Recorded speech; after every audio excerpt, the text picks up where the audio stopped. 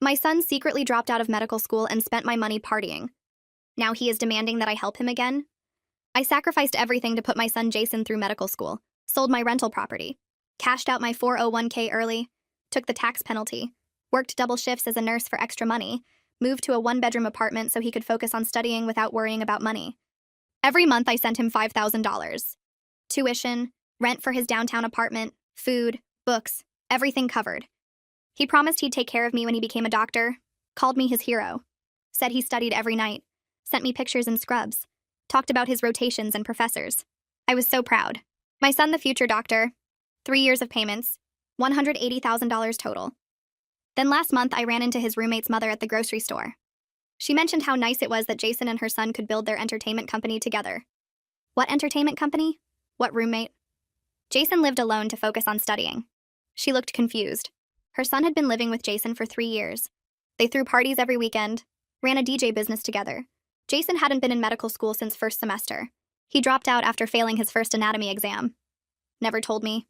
For 3 years, he'd been collecting my money, spending it on equipment for his DJ business, throwing parties, taking trips to Miami and Vegas, living his best life while I ate rice and beans to afford his fake tuition.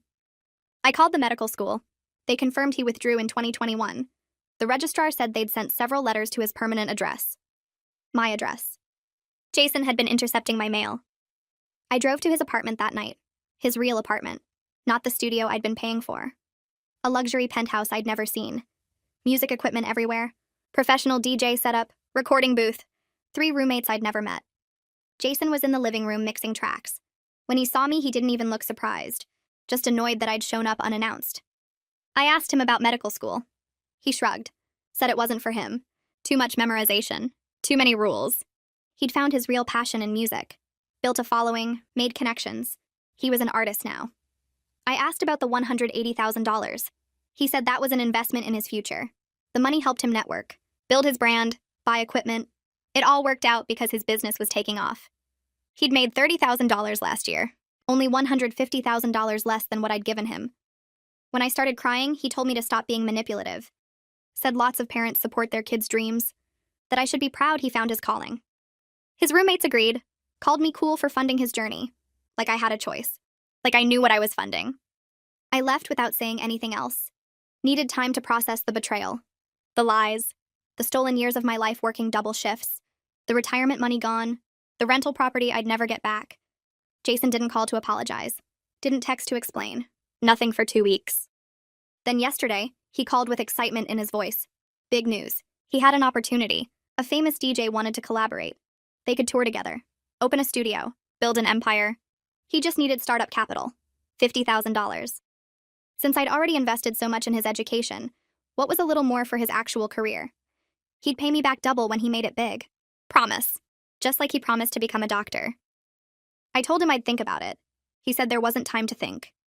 The DJ was meeting with other potential partners. This was his shot. Our shot. We were a team. I was his business partner, not just his mother. Without me, none of this would exist. Which was true.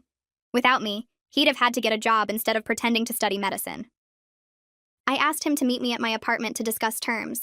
He showed up in a Tesla. Leased, he said, for his image. Part of the business. He brought contracts. Had everything planned out. I'd be a silent partner.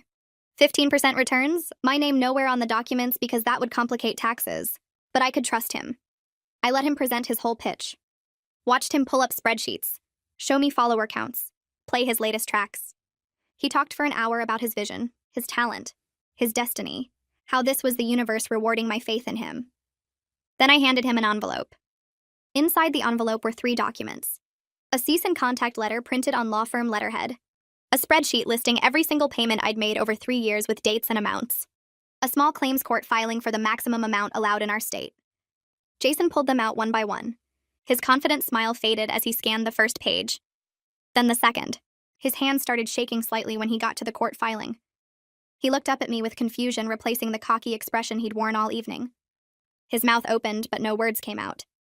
I watched him realize I wasn't the easy target he'd counted on, that I'd actually done something instead of just crying and giving in like always. Jason set the papers down and laughed. It sounded forced and nervous. He said the legal papers were a joke, that I couldn't sue my own son. His voice had an edge to it now, not the smooth sales pitch from before. I told him my attorney explained that fraud is fraud no matter who commits it. Family relationships don't change the law. I had 3 years of documented lies, intercepted mail, fake photos and scrubs, made up stories about rotations and professors, every single piece of evidence saved and organized. His laugh died completely. He switched tactics fast.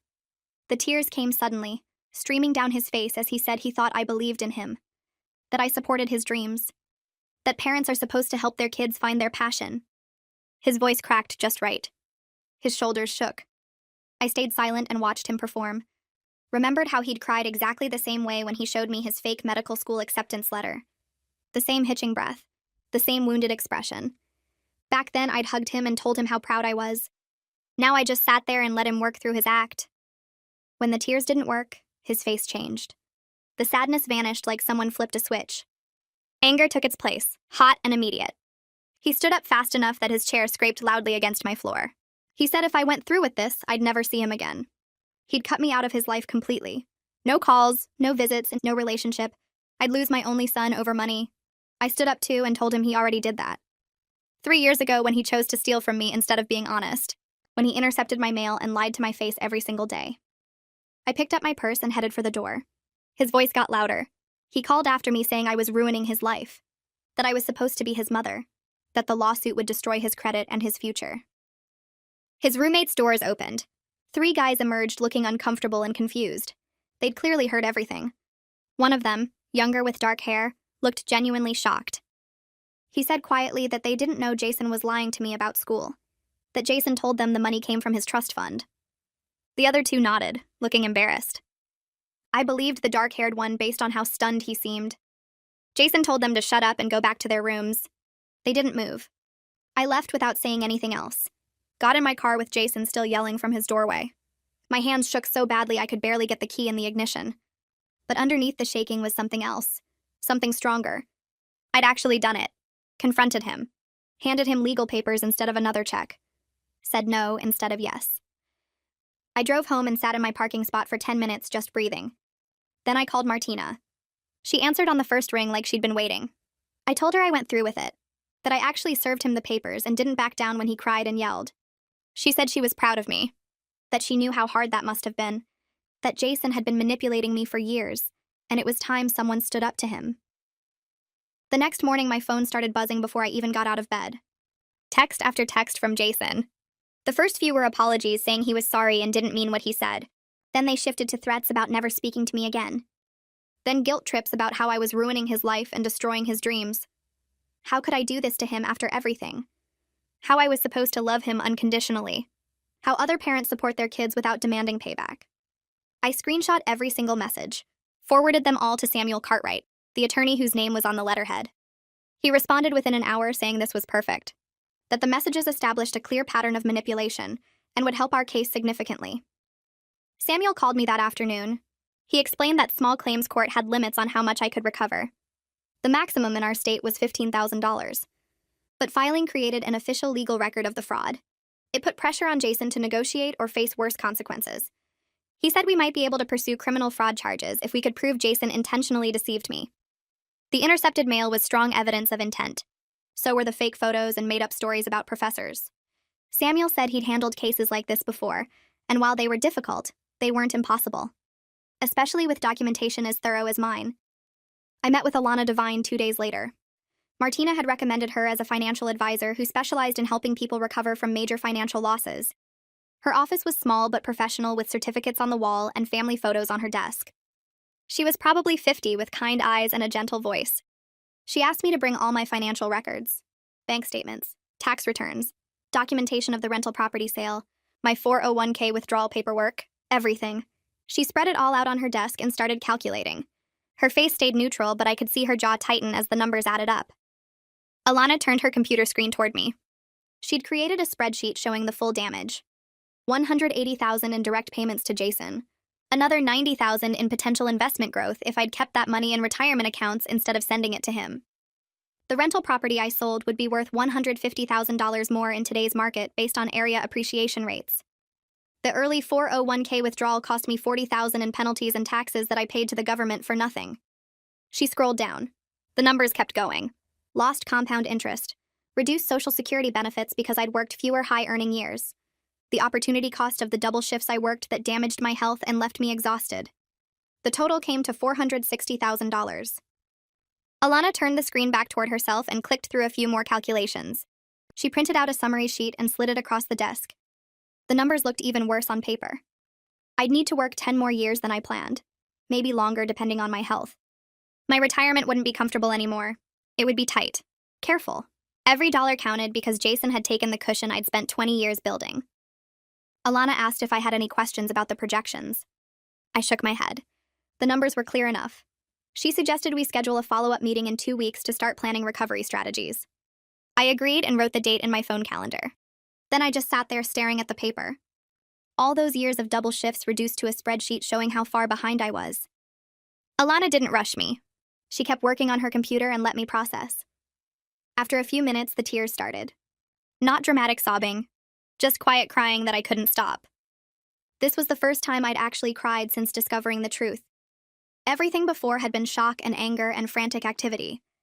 But sitting in Alana's office looking at the numbers made it real. Jason had stolen my future.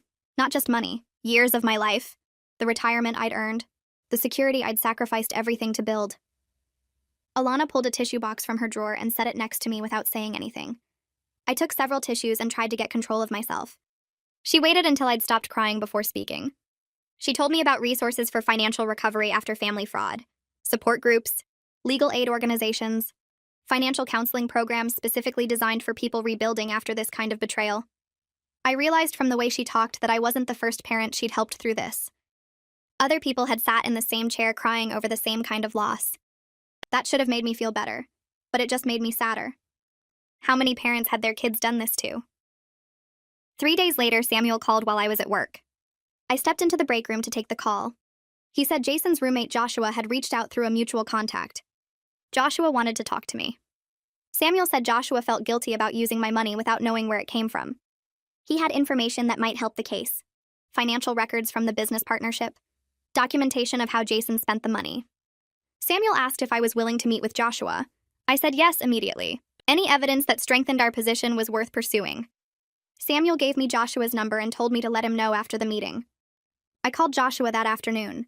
He suggested meeting at a coffee shop near campus the next day. His voice sounded nervous. Young. He apologized 3 times during our 2-minute conversation. I told him it was fine and confirmed the time and location. The coffee shop was busy when I arrived. College students everywhere with laptops and textbooks. Joshua had texted me a description of himself, so I spotted him right away. Tall kid with dark hair sitting alone at a corner table. He had a folder in front of him and kept glancing at the door. I walked over and introduced myself. He stood up so fast he almost knocked over his coffee. We shook hands and sat down. Joshua looked miserable. He started apologizing before I even got settled in my chair. Said he had no idea the money came from me. That Jason told him it was from an inheritance, that if he'd known the truth, he never would have accepted it. I believed him. His horror looked genuine. He pushed the folder toward me. Inside were printed financial records, bank statements, receipts, business expense reports, everything organized with tabs and labels. Joshua had put real effort into documenting this. He walked me through the records page by page, showed me exactly where my money went. $120,000 on DJ equipment over 3 years. Turntables, speakers, mixing boards, lighting systems, recording software, professional microphones. All top of the line because Jason insisted they needed the best gear to compete. Another $40,000 went to the luxury apartment and the Tesla lease. Joshua said Jason convinced him they needed to project success to attract better clients. That image mattered in the entertainment industry. The remaining $20,000 disappeared into trips, music festivals in different cities, networking events that were really just vacations. Miami, Vegas, Austin, Los Angeles. Jason called them business investments, but Joshua admitted most of the time they just partied and handed out business cards.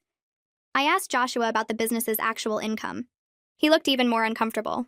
They'd made about $30,000 total across 3 years. Most gigs were small parties and college events that barely covered their expenses.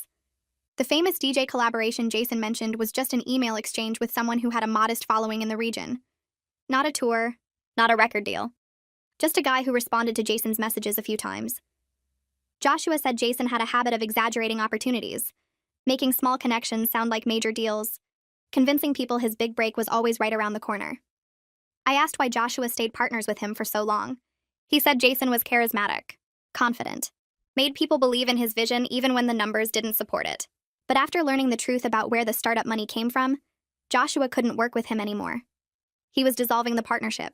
He offered to testify if my case went to court, said he wanted to help make this right however he could. I took copies of all the business records, thanked him for his honesty. He apologized again as I left. I drove straight to Samuel's office. Samuel spread the documents across his desk and examined each page carefully. He asked questions about specific transactions, made notes on a legal pad. After 30 minutes, he sat back and smiled. This changed everything. Now we could prove Jason's intentional lies and trace exactly where the money went. The intercepted mail showed intent to deceive. The fake photos and stories about professors showed ongoing fraud. But Joshua's records showed the actual theft.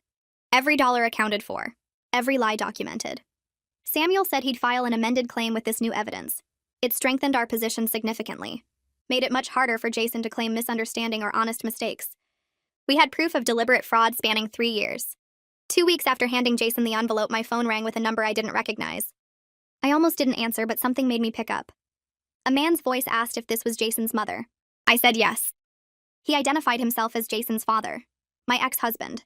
We hadn't spoken in 15 years. Not since the divorce when Jason was 8. He'd moved across the country, started a new family, sent child support checks but never called, never visited. Now suddenly he was on my phone asking to hear my side of the story. Jason had contacted him asking for money. He wanted to know what was really going on before he made any decisions. I told him everything. The fake medical school, the 3 years of payments, the DJ business, the luxury apartment and leased Tesla, the $180,000 gone, the legal papers I'd served, the evidence we were gathering. Jason's father stayed quiet through the whole explanation. When I finished, there was a long silence. Then he admitted Jason had pulled something similar on him 5 years ago. Jason claimed he needed $10,000 for a summer medical program abroad. His father sent the money.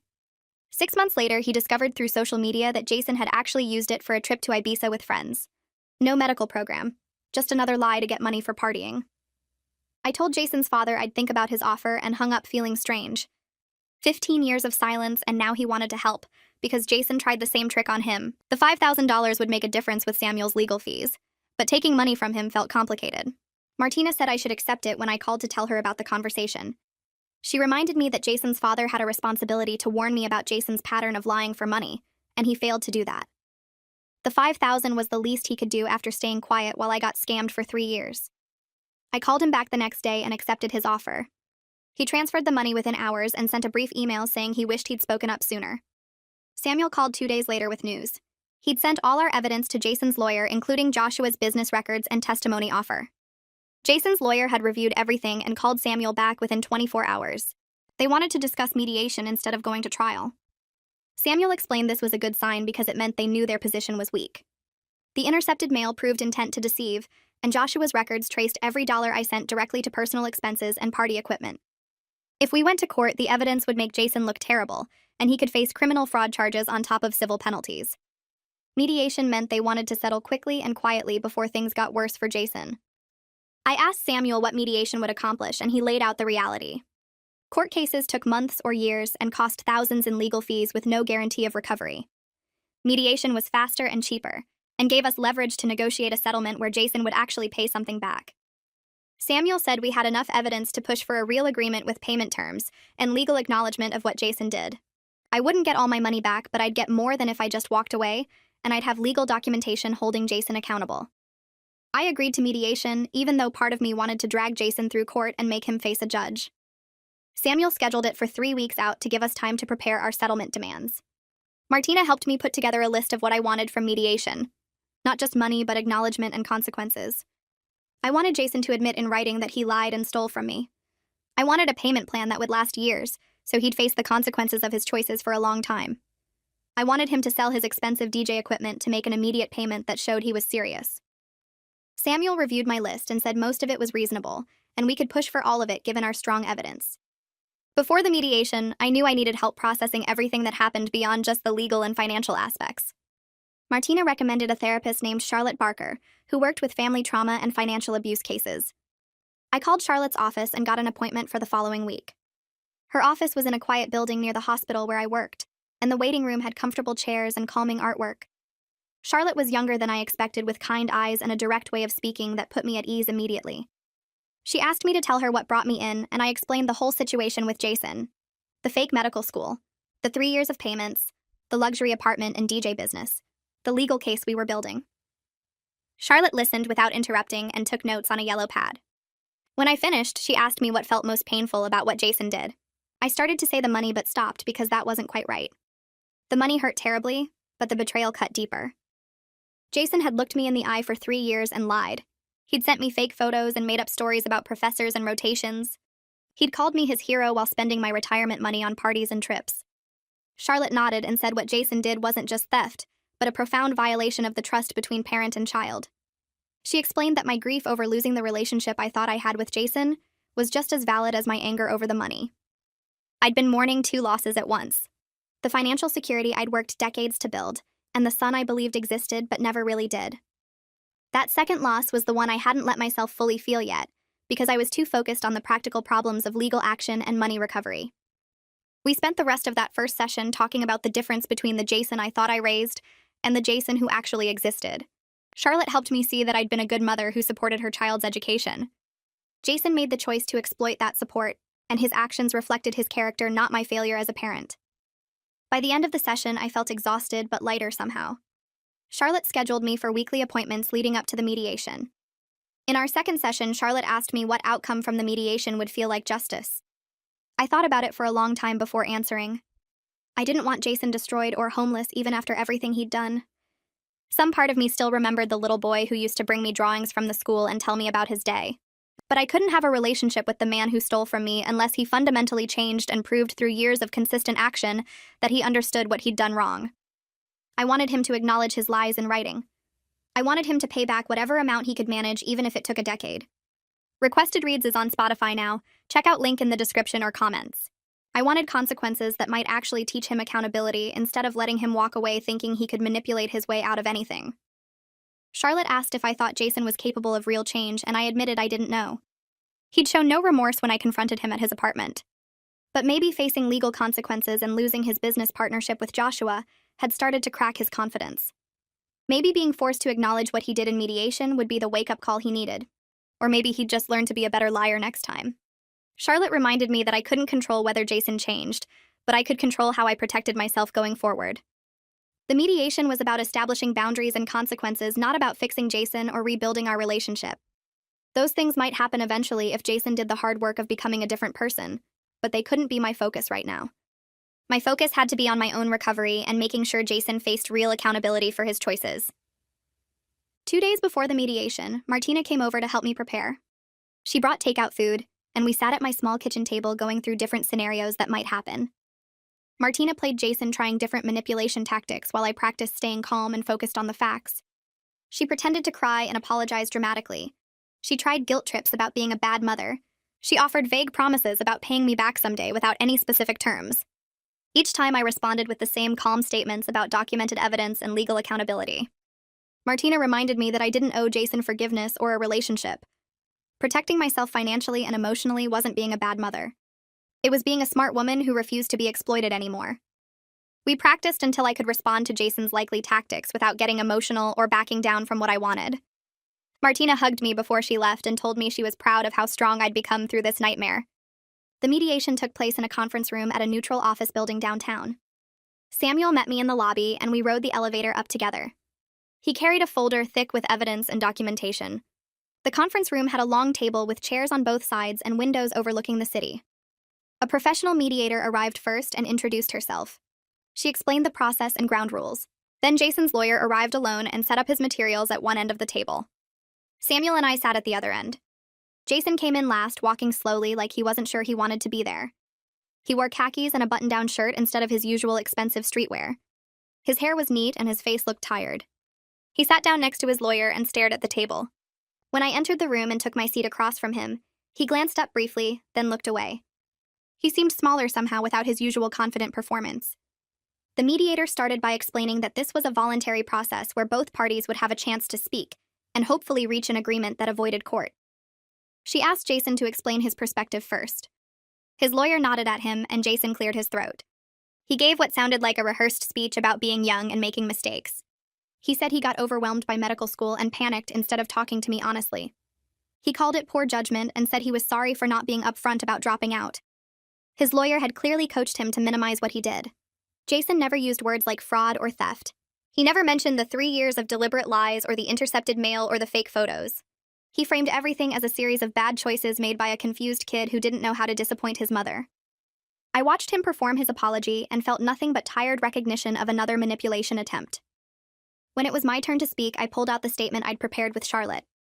My hands shook slightly as I unfolded the paper, but my voice stayed steady. I read about working double shifts as a nurse while my body ached and my feet swelled. I read about eating rice and beans for dinner so I could send Jason $5,000 every month. I read about cashing out my retirement early and taking the tax penalty because I believed I was investing in my son's future as a doctor. I read about selling my rental property that would have provided income in my retirement. I read about the 3 years of lies and intercepted mail and fake photos in Scrubs. I read about discovering Jason lived in a luxury penthouse throwing parties while I lived in a 1-bedroom apartment sacrificing everything. I read about the $180,000 gone and the additional hundreds of thousands in lost investment growth and retirement security. I read about having to work 10 more years than I planned and facing a diminished retirement because my son chose to steal from me. When I finished reading, there was silence in the room. The mediator looked at Jason and asked if he understood the harm he caused. There was a long pause. Jason's lawyer started to speak, but the mediator held up her hand. She kept her eyes on Jason and waited. Finally, he said yes quietly without looking up. His lawyer immediately tried to move the conversation toward settlement terms, but the mediator stopped him. She told Jason that she needed him to respond to what I'd said, not just acknowledge it. She asked him what specifically he understood about the impact of his actions on my life. Jason shifted in his chair and looked down at his hands for a long moment. The mediator waited without saying anything, and the silence stretched until it felt uncomfortable. Finally, he spoke in a quiet voice that sounded different from his usual confident tone. He said he knew what he was doing was wrong the whole time. He convinced himself that once his business took off and he made it big, he could pay me back and then I'd be happy for him. He thought if he could just show me success, it would erase the lying. He kept going because he was afraid to disappoint me and admit he failed at medical school. His voice cracked slightly when he said this, and I felt anger rise up sharp and hot in my chest. I leaned forward and told him he clearly wasn't afraid enough to stop stealing from me for 3 years. He wasn't afraid enough to stop intercepting my mail or sending fake photos or watching me work double shifts while he threw parties. The mediator held up her hand gently and asked me to let her handle the questioning, but I could see she understood my anger. She turned back to Jason and asked him if he understood that fear of disappointment doesn't justify fraud. He nodded slowly and said yes. She asked if he understood that his mother sacrificed her retirement and her health because she believed his lies. He said yes again, even quieter. Then she looked at both lawyers and said it was time to discuss settlement terms. Samuel opened his folder and pulled out the proposal we'd prepared together over the past week. He laid out the terms in a calm, professional voice that made everything sound reasonable and fair. Jason would pay back $50,000 over 10 years through monthly payments of $417. He would sell his DJ equipment immediately to generate a $20,000 payment up front. He would sign an agreement acknowledging that he obtained money from me through fraud and deception. If he missed any payments, we could pursue criminal charges with all the documented evidence we'd gathered. Samuel slid copies of the proposal across the table to Jason's lawyer and to the mediator. Jason's lawyer picked it up and read through it carefully, while Jason sat there looking like he might be sick. His face had gone pale and he kept glancing at me, then looking away. His lawyer finished reading and set the paper down. He cleared his throat and said his client was willing to settle for $30,000 total with no admission of fraud. Samuel didn't even pause before he said no. The mediator wrote something on her notepad and called for a 15-minute break. She stood up and left the room first, and everyone else started gathering their things. Samuel leaned over and spoke to me in a low voice while Jason's lawyer talked to Jason at the other end of the table. He explained that Jason's lawyer was trying to protect him from future legal liability. If Jason signed a document admitting fraud, it could be used against him in other legal proceedings.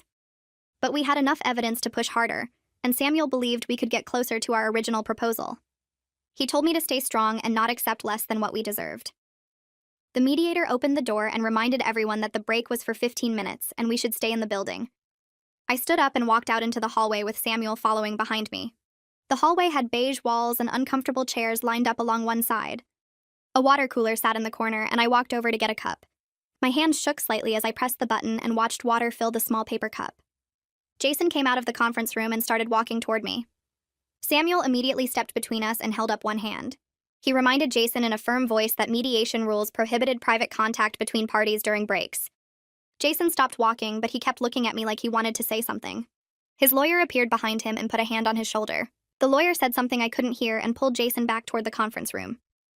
They went inside and closed the door. I stood there holding my cup of water, feeling nothing but complete exhaustion. This whole process had drained something out of me that I wasn't sure I could ever get back. Samuel touched my arm gently and asked if I was okay. I nodded and drank the water even though I wasn't really thirsty. I just needed something to do with my hands. The mediator called us back in after exactly 15 minutes. Everyone took their seats again and the atmosphere felt heavier than before. The mediator asked both sides if they were ready to continue negotiating in good faith.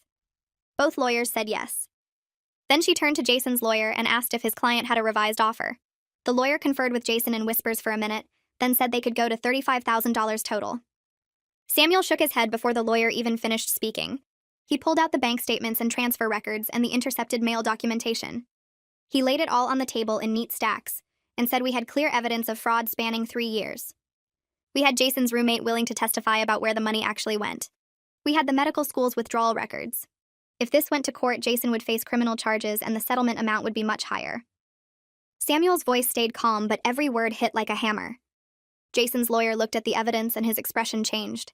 He asked for another private consultation with his client. The mediator nodded and they moved to a corner of the room to talk quietly. 2 hours passed with offers and counter-offers going back and forth.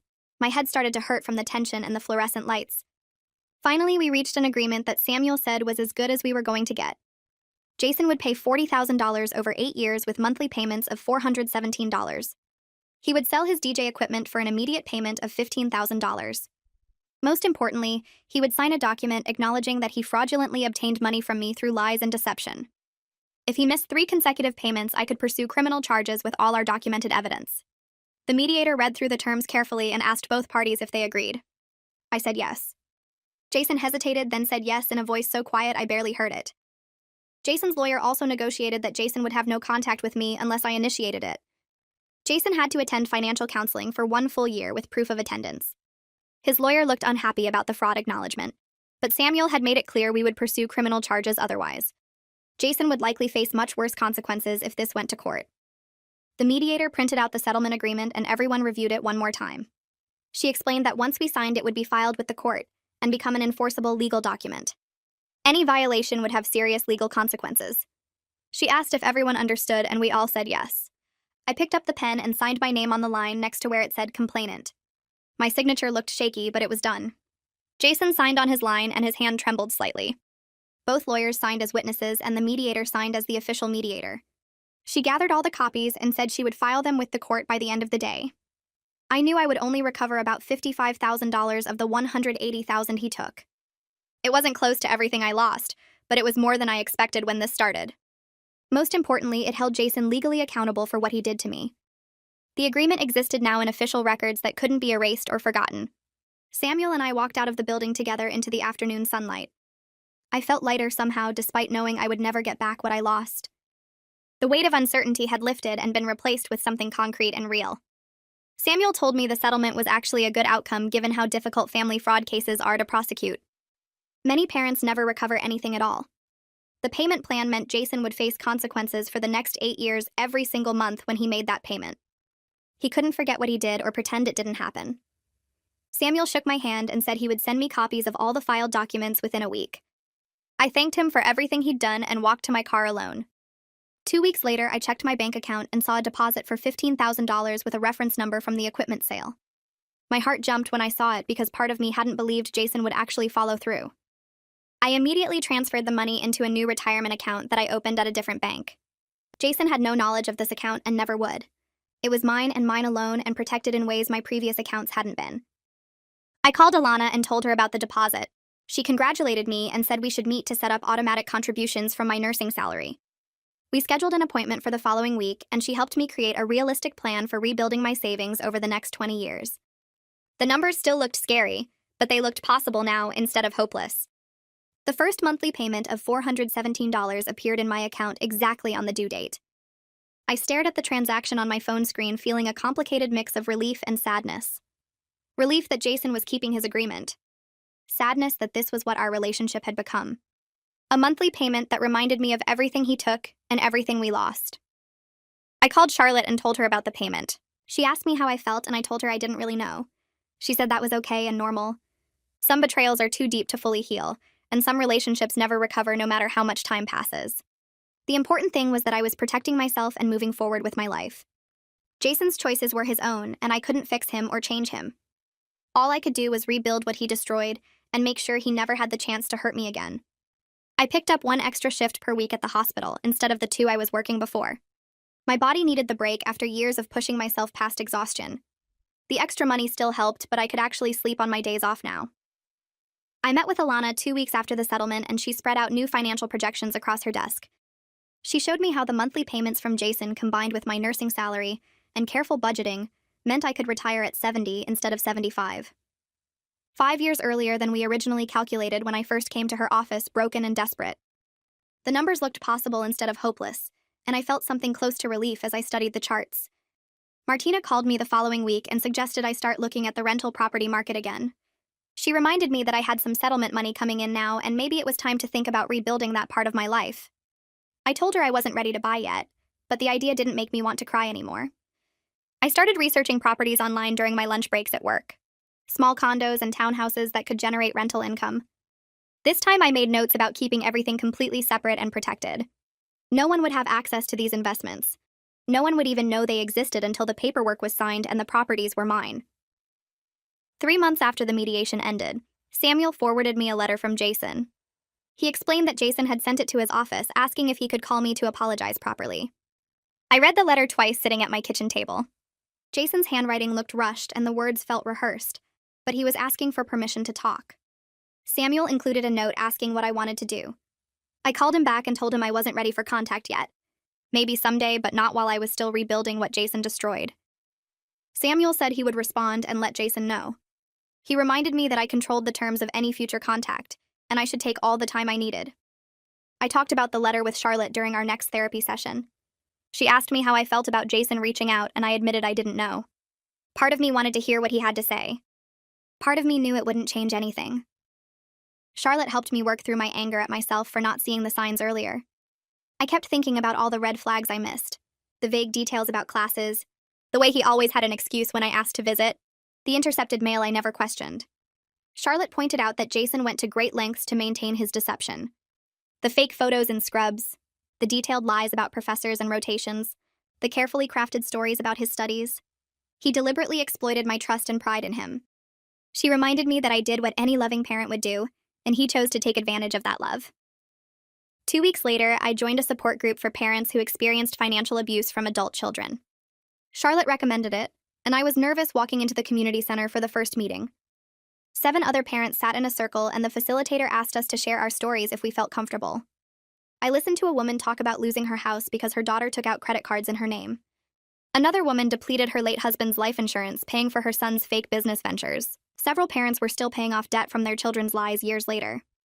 One father maxed out every credit card he had because his son claimed he needed money for cancer treatment that turned out to be completely fabricated. Sharing my story in the group helped me feel less ashamed and isolated.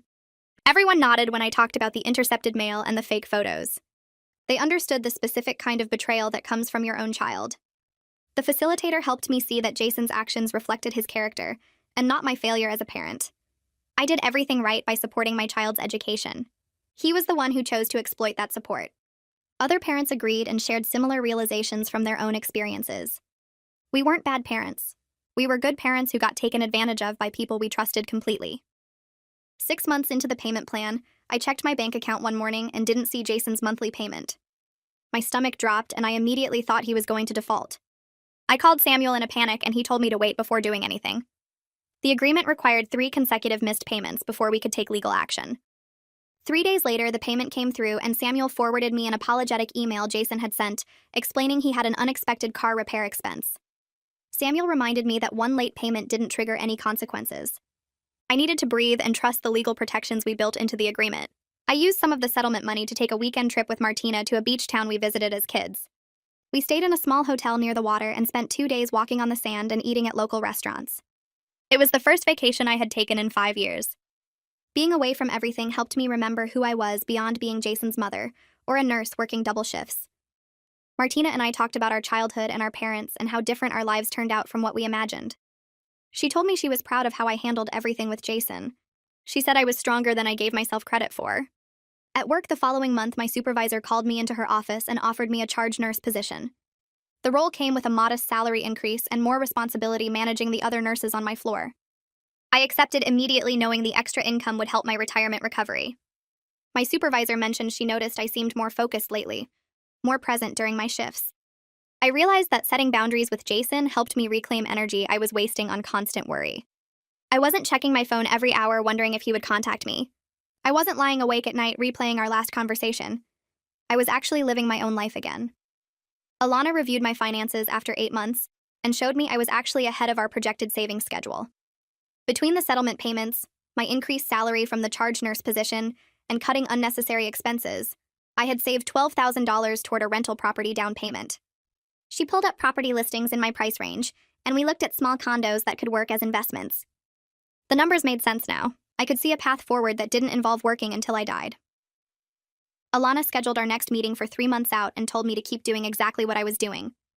I started looking at property listings online during my lunch breaks at the hospital. Small condos in neighborhoods I'd never considered before. Places that needed work but had good bones. I made spreadsheets comparing mortgage rates and rental income potential. Calculated what I could afford if I saved for another year. This time I wasn't desperate or making emotional decisions. I was building something for myself with clear eyes and protected boundaries.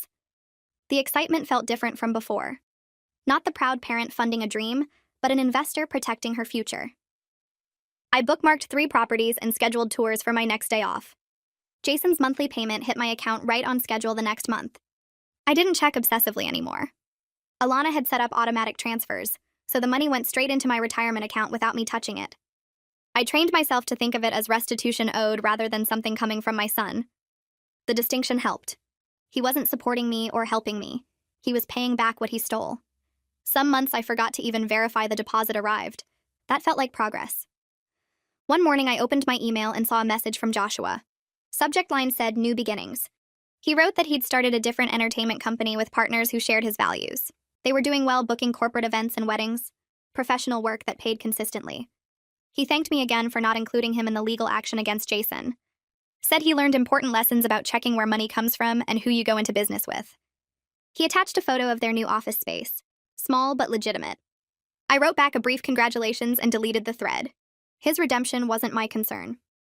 Charlotte asked me during our next session if I felt ready to reduce our appointments. Weekly therapy had helped me process the worst of the anger and grief. I sat there thinking about how I used to obsess over Jason constantly. Now I went whole days without thinking about him at all. My mental energy focused on work and my own financial recovery rather than replaying his betrayals. I told Charlotte I thought bi-weekly sessions made sense. She smiled and said that was healthy progress. We scheduled our next appointment for 2 weeks out. Martina called me on Saturday morning and said she'd found a condo I needed to see. We drove to a neighborhood near the university. The building needed exterior work, and the unit had outdated appliances, but the location was perfect for student rentals and the price reflected its condition. We walked through together while I took notes. Martina pointed out what could be fixed easily and what would cost serious money. I calculated the numbers in my head. If I saved for 6 more months, I could afford the down payment and still have an emergency fund. Standing in that rundown kitchen, I felt capable instead of desperate. I wasn't the woman who sold everything for Jason's lies anymore. I was someone rebuilding with intention and wisdom. 2 years after the mediation, Samuel forwarded me a letter. Jason had sent it through proper legal channels per our agreement. I opened it slowly. His handwriting looked the same. He wrote that he'd been working a regular job for the first time in his life. Finished the required financial counseling. Said he understood now what he took from me. Not just money, but years of my life and my ability to trust. He didn't ask to see me or call. Just wrote that he hoped someday I might forgive him. The letter felt sincere, but I'd believed his sincerity before. I read it 3 times looking for manipulation or excuses. Found mostly accountability and regret. I filed the letter in a folder with all the other legal documents. Didn't respond. Charlotte said during our next session that forgiveness was something I did for myself, not for Jason. That I could forgive the betrayal without reconciling the relationship. I thought about that. Maybe someday I'd get there. Maybe I never would. Both options felt acceptable. I wasn't carrying the anger around like a weight anymore. It existed but didn't define me. That seemed like enough. 3 years after discovering everything, I signed closing papers on the small condo. The young couple who'd be my first tenants seemed responsible and excited. They signed a lease for $200 above my mortgage payment. Martina took me to dinner that night to celebrate. We ordered wine and appetizers and talked about how far I'd come. I felt proud of myself in a way I hadn't felt since before Jason's lies. This accomplishment was mine, built from my own work and smart decisions. Nobody could take it away or devalue it with betrayal. Alana showed me my retirement account balance during our quarterly review. $45,000. Between my contributions, Jason's settlement payments, and market growth, I'd rebuilt a foundation. She pulled up projections showing that if Jason continued paying and I maintained my savings rate, I could retire at 68. Not the retirement I originally planned, but comfortable enough. A modest life I'd earned through my own resilience. The numbers felt real and achievable rather than desperate and impossible. At work, I started mentoring a new nurse named Rebecca. She reminded me of myself at her age, eager to help everyone, quick to trust, generous with her time and money. During a quiet moment in the break room, she told me about supporting her brother through culinary school, sending him money every month. I listened and felt that familiar tightness in my chest. After she finished, I shared a carefully edited version of my story with Jason. Told her that supporting people you love is beautiful, but protecting yourself is necessary. She looked surprised. Said she'd never thought about setting boundaries with family. I told her to think about it now before she learned the hard way like I did. She thanked me, and I hoped she'd actually listen. Some lessons shouldn't require complete devastation to learn. 4 years passed with payments arriving every month like clockwork. I stopped checking my account anxiously and let the automatic deposits build my retirement fund back up. Samuel called one afternoon to tell me Jason's lawyer had reached out about the final payment schedule. Jason wanted to confirm the last 5 months of payments and make sure everything was properly documented. Samuel sounded surprised when he told me this, and I felt something unexpected stir in my chest. Jason was actually following through. He'd paid $35,000 of the $40,000 he owed, and he was planning to finish what he started. I sat with that information for a long time after hanging up with Samuel. During my next session with Charlotte, I mentioned the phone call and admitted I felt a small amount of respect for Jason's consistency. The words felt strange coming out of my mouth after years of anger and disappointment. Charlotte leaned forward and told me this was healthy progress. I could acknowledge positive actions without forgetting the harm he caused or rushing to reconcile. She reminded me that seeing someone do the right thing didn't mean I had to trust them again or let them back into my life. It just meant I could recognize growth without compromising the boundaries that kept me safe. I nodded and felt lighter somehow, like I'd been carrying a weight I didn't know was there. 5 years after sitting in that mediation room, I met with Alana to review my retirement plan. She pulled up my accounts and showed me numbers that made me smile for the first time in a financial meeting. 2 rental properties generating steady income. A retirement account with enough money to support a modest lifestyle. 0 debt. I'd rebuilt approximately 60% of what Jason took from me. Alana pointed out that while it wasn't everything I'd lost, it was enough for a comfortable retirement at 69. I could stop working the extra shifts. I could travel a little. I could live without the constant fear of running out of money. The numbers felt real and achievable instead of desperate and impossible. I signed the paperwork to adjust my retirement contributions and walked out of her office feeling proud of what I'd accomplished through my own determination and smart choices. I think about Jason sometimes when I'm alone in my apartment or walking through the grocery store where this whole nightmare started. I wonder if he genuinely changed or just learned to hide his selfishness better. I wonder if he ever thinks about what he took from me beyond the money. But mostly I think about my own strength in surviving his betrayal and building a new future from the wreckage he left behind. I protected myself when it mattered most. I held him accountable when he expected me to enable him again. I proved that even devastating losses can be recovered from with determination, support from people who actually care, and boundaries I'll never compromise again. My retirement won't be what I originally planned when I sold that rental property and cashed out my 401k. It won't include the extra years of compound interest or the financial security I sacrificed for his fake medical degree. But it will be mine, earned through my own work and protected by lessons I learned the hardest way possible. I built this life from nothing after Jason destroyed everything, and nobody can take it away from me ever again. Well, that wraps up whatever this was. If you stayed until the end, I assume curiosity got the best of you. Might as well come back next time and see if I top it.